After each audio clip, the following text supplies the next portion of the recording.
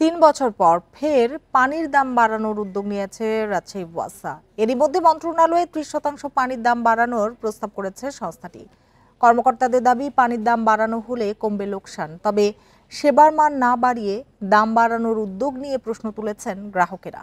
এ নিয়ে আলোচনা করতে আমাদের সাথে রাজশাহী থেকে যোগ দিয়েছেন সহকর্মী মোস্তাফিজুর রহমান। মোস্তাফিজ, শুরুতেই একটু জানতে চাই, পানির দাম বাড়ানোর যে কারণ দেখিয়েছে ওয়াসা, সেটি কতখানি যৌক্তিক? আর দাম বাড়ানোর সুপারিশ করার আগে ওয়াসা কি কোনো গণশুনানি করেছে?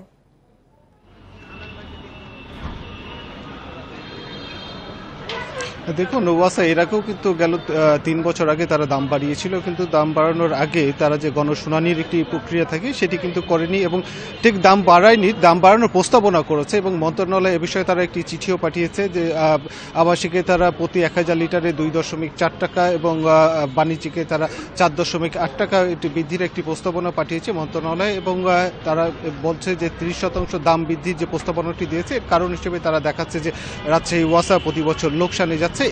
এখান থেকে উত্তরণের জন্য তারা কিন্তু এই যে দাম বৃদ্ধির এই প্রস্তাবনা কিন্তু পাঠিয়েছে। কিন্তু যদিও দেখা যায় যে বাস্তবতা হচ্ছে ওয়াসা প্রতি বছর প্রায় ১০ কোটি টাকার মতো তারা ওয়াসা সিস্টেম লস করছে, অর্থাৎ অপচয় করছে প্রায় ১০ কোটি টাকার মতো পানি।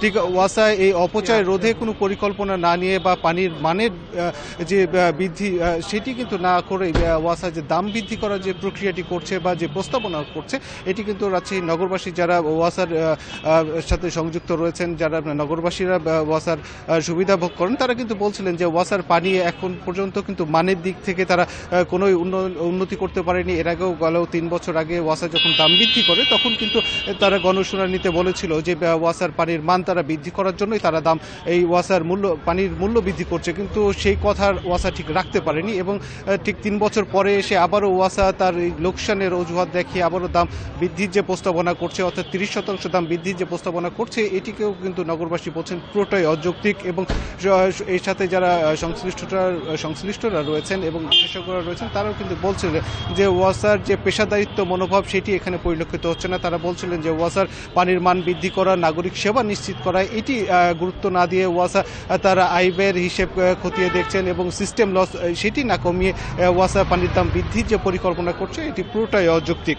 তবে ওয়াসা যেটি বলছেন যে রাজশাহী গোদাগাড়িতে ওয়াসার যে সবচেয়ে বড় ওয়াটার ট্রিটমেন্ট প্ল্যান্টটি স্থাপিত হতে যাচ্ছে, বাংলাদেশ এবং চীনের যৌথ অংশগ্রহণে এটি সম্পূর্ণ হতে যাচ্ছে। তো ওয়াসা বলছিল যে এটি যখন পরিপূর্ণভাবে চালু হবে তখন হয়তো ওয়াসা তার যে কাঙ্ক্ষিত নগরবাসীকে সেবা সেটি দিতে সক্ষম হবেন। এ ছিল রাজশাহী ওয়াসার সর্বশেষ।